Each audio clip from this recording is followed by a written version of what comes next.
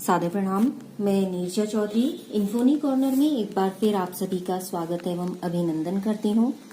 Last topic में पढ़ा था हमने एसेक्सुअल रिप्रोडक्शन को, यानी कि हम प्लांट्स के बारे में पढ़ रहे थे। एसेक्सुअल रिप्रोडक्शन की हमने बात की थी और हमने रिप्रोडक्शन के कुछ मोड पढ़े थे, जिसमें हमने पढ़ा था बडिंग और इसी से रिलेटेड था दूसरा जिसमें फीजन था।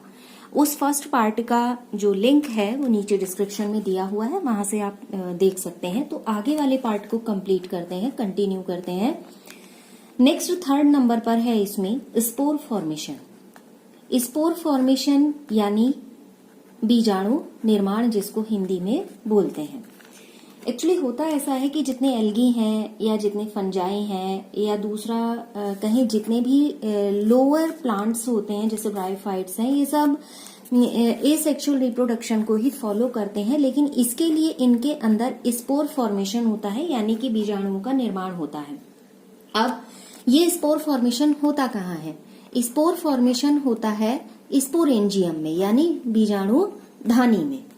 ठीक, अब जब बीजाणुधानी या स्पोरेंजियम जो है ये पूरे तरीके से मैच्योर हो जाएगी। मैच्योर होने के बाद जब ये बाहर की लेयर पर बहुत ज्यादा इसके टेंशन आ जाता है तो ये किसी एक पार्ट से रैप्चर हो जाती है, यानी कि फट जाती है, और जितने स्पोर इसमें होते हैं वो बाहर की तरफ आ जाते हैं। तो इस तरीके से स्पोर एक जगह से दूसरी जगह यहाँ पर चले जाते हैं। अब रही बात कि स्पोर होते कैसे हैं, दो तरीके के होते हैं। एक होते हैं मोटाइल और एक होते हैं नॉन मोटाइल। ठीक है, जो मोटाइल होते हैं उनमें फ्लैजिला या सीलिया जैसे स्ट्रक्चर मिलते हैं, जिसकी वजह से ये यहाँ पर क्या करते हैं, एक जगह से दूसरी जगह चले जाते हैं। मोटाइल, जिसे हिंदी में कहते हैं चल बीजाणु।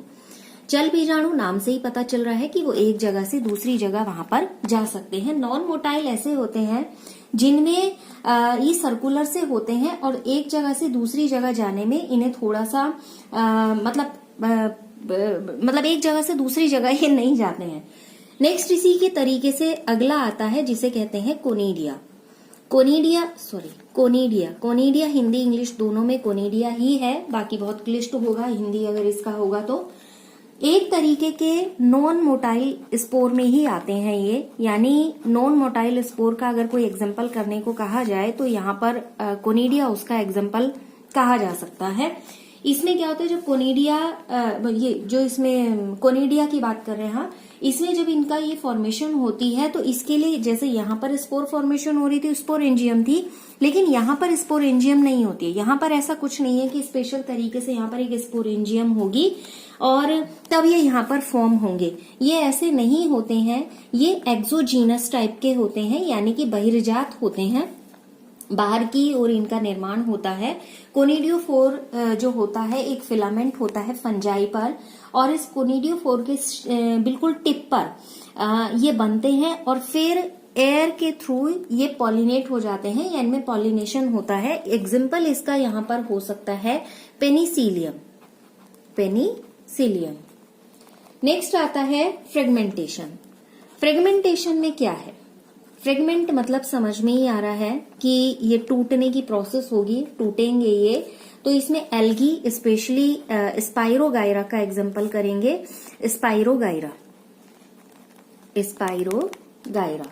या यूलोथ्रिक्स भी हो सकता है। ब्रायोफाइट्स में एक्चुअली थैलस दो से ज्यादा पार्ट्स में टूट जाता है।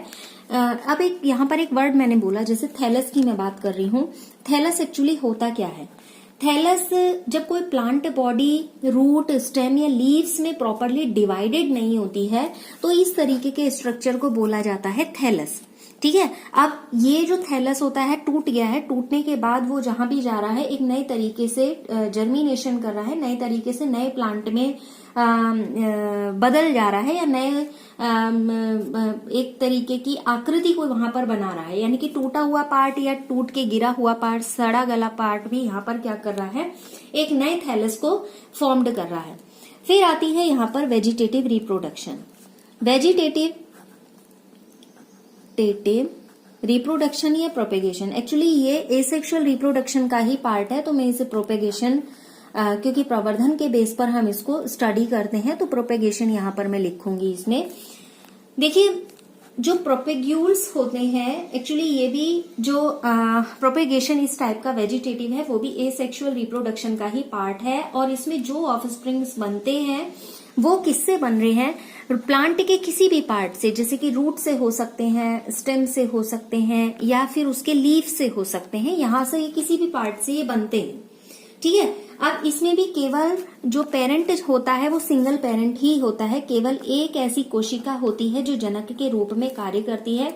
और जैसी फेवरेबल कंडीशंस आती हैं और उन फेवरेबल कंडीशंस के बाद वो न्यू प्लांट को जर्मिनेट करती है, यानी कि न्यू प्लांट वो वहां पर बनाती है। ठीक है। अब ये जो इस तरीके के प्रोपेगेशन की हम बात कर रहे हैं, या यहाँ पर वेजिटेटिव रिप्रोडक्शन की बात कर रहे हैं, जब मैं इसे कायिक जनन या वर्धी जनन कहूंगी तो ये रिप्रोडक्शन मोड में आ जाएगा, अदरवाइज ये प्रोपेगेशन प्रवर्धन है ही। तो इसमें हम पढ़ेंगे, पहले हम बात करेंगे यहाँ पर रूट्स की। रूट्स किस तरीके से काम यहाँ पर करती हैं। कोई भी प्लांट है, जितने भी प्लांट्स होते हैं उनमें दो में से एक रूट होती है, या तो उसकी टैप रूट होती है या फिर उसकी होती है एडवेंटिशियस रूट। ठीक है, एडवेंटिशियस रूट होगी। अब रही बात दोनों में से कोई एक होगी। अब इन दोनों प्रकार की जो ये रूट्स हैं, चाहे आप इसमें कोई बीट रूट का एग्जांपल ले लें, या कुछ ऐसी रूट्स होती हैं जो फ्लैशी होती हैं, बहुत सारे एग्जांपल्स हैं जैसे डहेलिया वगैरह हैं जो फ्लैशी रूट के एग्जांपल में आएंगे। इनमें क्या होता है, कुछ पार्ट्स होते हैं, जैसे रूट है, सपोज ये रूट है, यहाँ पर कुछ नोड्स होते हैं, जिन नोड्स से भी ये क्या होती है, नई रूट्स निकल जाती हैं नए, और यहीं से बाद में एक नए पौधे का निर्माण हो जाता है या नया पौधा बन जाता है। तो इस तरीके से वेजिटेटिव प्रोपेगेशन में रूट्स हेल्प करती हैं।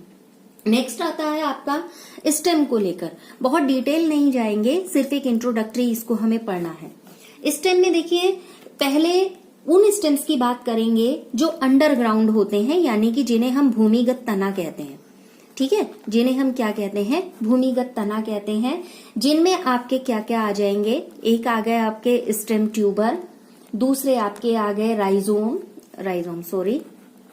राइजोम, प्रकंद जिनको बोला जाता है हिंदी में, कॉर्म आ गए जिनको घनकंद बोला जाता है, बल्ब आ गए। तो ये कुछ पार्ट हैं जो इसके अंदर आ गए। ट्यूबर यानी कि वो स्टेम्स की बात कर रहे हैं जो एसेक्सुअल रिप्रोडक्शन को पॉजेस कर रहे हैं, और ये 4 तरीके के हैं, जिनमें ट्यूबर हो गए, राइजोम हो गए, कॉर्म हो गए और बल्ब हो गए। ट्यूबर यानी तनाकंद जिसको कहते हैं, राइजोम जिसको प्रकंद, घनकंद, और ये बल्ब को बल्ब ही कहते हैं। ट्यूबर के एग्जाम्पल में बात करें, ट्यूबर के एग्जाम्पल में आलू का एग्जाम्पल लेंगे। मान लीजिए ये आलू है, आलू पर इस तरीके के छोटे छोटे से मार्क होते हैं। आपने देखा होगा बरसात के सीजन में इन मार्क से ही कुछ सफेद सफेद इस तरीके की जड़ें जैसी दिखाई देती हैं। तो ये उसी रिप्रोडक्शन को फॉलो कर रही हैं, पॉजेस कर रही हैं। अगर ये आलू को हमें जर्मिनेट करना है तो हम ऐसे पार्ट को कट करते हैं जिसमें 1 या 2 इसको आंख करके ही, या नोड होता है जनरली तो ऐसे, लेकिन बहुत सिंपल लैंग्वेज में बुक्स में इसको आंख लिखा हुआ है। हम ऐसे कट करते हैं कि 1 या 2 नोड उस पार्ट में आ रही हो, ताकि यहाँ पर जब इनमें जर्मिनेशन हो तो प्रॉपर तरीके से रूट्स यहाँ पर निकल आए। लेकिन ऐसा होगा कब, जब कंडीशंस फेवरेबल होंगी। ऐसा नहीं है किसी भी सीजन में यहाँ पर जर्मिनेशन की प्रोसेस हो जाएगी। अब रही बात अगली, यानी राइजोम। राइजोम में क्या होता है, राइजोम के एग्जाम्पल आपके हो गए जैसे जिंजर वगैरह है, अदरक हो गया, हल्दी हो गया, तो ये इसके एग्जाम्पल हो गए। इसमें आपका एक और एग्जाम्पल था केला। ठीक है, तो ये कुछ एग्जाम्पल हैं जो राइजोम के आते हैं। राइजोम में एक्चुअली ये क्या होते हैं, बड़े फ्लैशी से होते हैं, और ये अंडरग्राउंड राइजोम कहे जाते हैं, क्योंकि इनके ऊपर जो नोड्स होते हैं, अदरक वगैरह आपने सबने देखा है, कुछ इस तरीके का इरेगुलर शेप सी होती है, और उस पर इस तरीके की कुछ लाइंस बनी हुई होती हैं। यहीं से आपने पत्तियों को निकलते हुए भी देखा होगा। अगर इस एक नोड को काट के रख दिया जाए, लगा दिया जाए, जमीन में बो दिया जाए उसको, तो उसके बाद वो वहीं से नई कलिकाएं निकलनी शुरू हो जाती हैं, नए पत्रक निकलने शुरू हो जाते हैं, नई लीव्स निकलनी शुरू हो जाती हैं। तो इस तरीके से वहां पर ये जर्मिनेशन होता है, जो कि एसेक्सुअल रिप्रोडक्शन का ही पार्ट है। बात करेंगे कॉर्म की। कॉर्म क्या होता है कि बहुत ही, मान लीजिए एक तरीके के जो राइजोम है इसका अपोजिट मान लीजिए। इसमें फूड का स्टोरेज होगा, लेकिन ये जैसे क्या करता है, इस तरीके से ग्रोथ करता है, चपटा सा है और इस तरीके से ग्रोथ कर रहा है। लेकिन कोर्म इस तरीके से थोड़ा सा लंबाई में ग्रोथ करता है। जैसे कि इसका एग्जाम्पल हम ले सकते हैं अरवी का, घुइयां जिसको सामान्य भाषा में कुछ स्थानों पर बोला जाता है, अरवी का। जिमीकंद भी इसका एग्जाम्पल ले सकते हैं। और इस पर क्या होती है, थोड़ी थोड़ी सी इस तरीके की लाइंस भी प्रॉपर तरीके से दिखाई देती हैं। तो ये क्या एग्जाम्पल आपका आएगा कॉर्म में। बाकी जर्मिनेशन की जो प्रोसेस है, कलिका निकलेगी, फिर वो आगे बढ़ी वृद्धि करेगी, ग्रोथ करेगी, वो प्रॉपर वैसे ही है। ठीक, अब हम यहाँ पर कुछ ऐसे तनों की बात करेंगे। ये तो थे अभी जो हमने पढ़े 4 तरीके के अंडरग्राउंड जो स्टेम थे वो। अब कुछ ऐसे हैं जो अर्धवायवीय यानी कि सेमी एरियल स्टेम्स जिनको बोला जाता है, उनमें किस तरीके से रिप्रोडक्शन होता है। उनमें अर्धवायवीय का मतलब तना ना तो पूरे तरीके से जमीन के अंदर होता है और ना पूरे तरीके से बाहर होता है। तने का कुछ हिस्सा जमीन के ऊपर होता है। तो हम ऐसे तनों के बारे में पढ़ रहे हैं, जिनमें सबसे पहले आते हैं सकर, जिन्हें बोला जाता है अंतर्भूस्तरी। हिंदी में कहा जाता है अंतर्भूस्तरी। ये कैसे होते हैं, ऑब्लिक होती हैं, जो इनकी जो पतली पतली सी होती हैं ब्रांचेस भी, और ये कैसी होंगी, ऑब्लिक होंगी। ऑब्लिक मीन्स कहने का तिरछी तिरछी सी होती हैं। और जो एयरी पार्ट होता है, यानी कि तने हवा के आधार से ही बाहर की तरफ ही ये क्या करेंगे, ग्रोथ करेंगे। इसके एग्जाम्पल को आप मिंट से समझ सकते हैं, यानी कि पुदीने से समझ सकते हैं। पुदीने की जो टहनियां होती हैं लंबी लंबी सी हो जाती हैं और कुछ दूरी पर जाने के बाद वहीं नोड से कुछ जड़ें निकल जाती हैं, फिर वहीं से पत्तियां निकलनी शुरू हो जाती हैं। तो वो एग्जाम्पल है हमारा सकर का। दूसरा हमारे आते हैं इसी में रनर। रनर को हिंदी में बोला जाता है ऊपरी भूस्तरी। अंतर्भूस्तरी यानी कि भूमि के थोड़े से अंदर की तरफ, ऊपरी भूस्तरी यानी कि जमीन के ऊपर की तरफ, जिन्हें रनर कहा जा रहा है। कि जो ये तने होंगे पतले होंगे, हरे होंगे और जमीन के ऊपर एक प्रोस्ट्रेट फॉर्म में होंगे, यानी कि लेटी हुई एक फॉर्म में होंगे और लेटी हुई फॉर्म में ही ये ग्रोथ करते हैं। ठीक है, और कुछ टाइम इंटरवल पर, जैसे आप एग्जांपल दूब से समझ लीजिए, कुछ टाइम इंटरवल पर, माना ये दूब घास है, जमीन पर इसी तरीके से ग्रोथ करती है ये, लेकिन कुछ टाइम इंटरवल पर यहाँ पर कुछ नोड्स बने हुए होते हैं और ये नोड्स ही फिर से एक आगे से फिर से ब्रांच निकाल देते हैं और फिर ग्रोथ करते हैं। माना ये यहाँ से निकाल देगा और इस तरीके से दूब बहुत बड़े एरिया को यहाँ पर कवर कर लेती है। अगर मान लीजिए इसका कोई आपने दूब तोड़ के उखाड़ के कहीं डाल दी है, उससे फिर से ये नोड्स जो होते हैं ये फिर से प्रॉपर नए प्लांट को बनाने का काम करते हैं, नई लीव्स यहाँ से निकल आते हैं।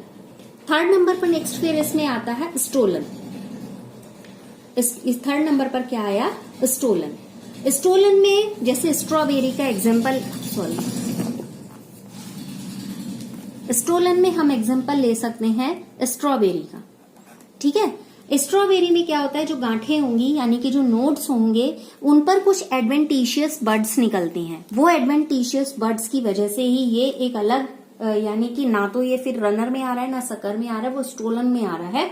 और ये कैसी होती हैं, एक तरीके से बिल्कुल क्षैतिज तरीके से, यानी कि इस तरीके की होती हैं, हॉरिजॉन्टल फॉर्म में होती हैं और ऐसे ही ये ग्रोथ करती हैं। तो वो स्टोलन का एग्जाम्पल हो गया। रूट्स जो निकलेंगी वहां से वो कैसी होंगी, एडवेंटिशियस रूट्स होंगी। फिर आते हैं इसमें ऑफसेट्स। 4थे नंबर पर आएंगे ऑफसेट्स। ऑफसेट्स में छोटे छोटे से लेकिन मोटे मोटे से यहाँ पर इंटरनोड होंगे और मोस्टली ऑफसेट्स जो होंगे वो एक्वेटिक प्लांट्स की हम बात करेंगे इसके अंदर। ठीक है, इसमें कौन से आएंगे, एक्वेटिक प्लांट्स आएंगे। जब मदर प्लांट कहीं से टूट जाएगा तो वो मदर प्लांट नए प्लांट के तरीके से ही बिहेव करना शुरू कर देता है। इसके उदाहरण में आपका आता है जलकुंभी। जलकुंभी यानी कि हायसिंथ जिसको बोला जाता है। समझ में आ गया। ये इसके बाद अब आती है बात लीव्स की, क्योंकि हम थैलस के फॉर्म में पढ़ रहे हैं। हमने थैलस में कहा जब प्रॉपर तरीके से प्लांट रूट स्टेम और लीव्स में डिवाइडेड नहीं होता तो ऐसे स्ट्रक्चर को थैलस बोला जाता है। इसमें देखिए कुछ पत्तियां होती हैं जो बहुत फ्लैशी होती हैं और आपने जैसे ब्रायोफिलम है, ब्रायोफिलम की पत्ती कुछ इस तरीके की होती है और फ्लैशी लीव्स होती है, और जहां पर इस तरीके के नोड होते हैं, ये इस तरीके के नोड होते हैं, यहीं से जड़ें निकलनी शुरू हो जाती हैं। और इस लीफ की एक और स्पेशलिटी होती है कि अगर इसका ये टिप वाला पार्ट, ये मतलब पत्ती अगर कहीं से भी जमीन पर टच कर जाती है, वहीं से ही रूट निकलनी स्टार्ट हो जाती है। तो इस तरीके से पत्तियां भी नए प्लांट को जर्मिनेट कर पाती हैं। अब आता है बल्बेल्स। बल्बेल्स में क्या हुआ कि पत्रकंद जिसको बोला जाता है बल्बेल्स, इसमें क्या हुआ, जो लीव्स हैं यानी यहाँ पर जो बड्स होंगी वो कैसी होंगी, फ्लैशी होंगी, और अगेव इसका, एगेव जिसको बोला जाता है, एगेव इसका एग्जाम्पल होगा। और इसमें जो फ्लावर होगा एक्सिस पर होगा। कहां पर एक्सिस पर होगा, जो बल्बेल्स है उसके एक्सिस पर होगा, और यहीं से प्लांट, जो पेरेंट प्लांट है, उस पेरेंट प्लांट से नए प्लांट का यहाँ पर जर्मिनेशन हो जाता है। तो ये थे कुछ अलग अलग मोड एसेक्सुअल रिप्रोडक्शन के। और जो स्टार्टिंग पार्ट था उससे रिलेटेड लिंक इसमें डिस्क्रिप्शन में दिया हुआ है, आप उसको वहां से देख सकते हैं स्टार्टिंग पार्ट को। एसेक्सुअल रिप्रोडक्शन यहाँ पर कंप्लीट हो गया है। नेक्स्ट शुरू करेंगे जो सेक्सुअल रिप्रोडक्शन है इनमें, ऑर्गेनिज्म में, उसके बारे में। तो फिलहाल आज के सेशन में इतना ही। आप लगातार साथ बने रहेंगे इन्हीं अपेक्षाओं के साथ। एक बार फिर आप सभी का बहुत बहुत धन्यवाद।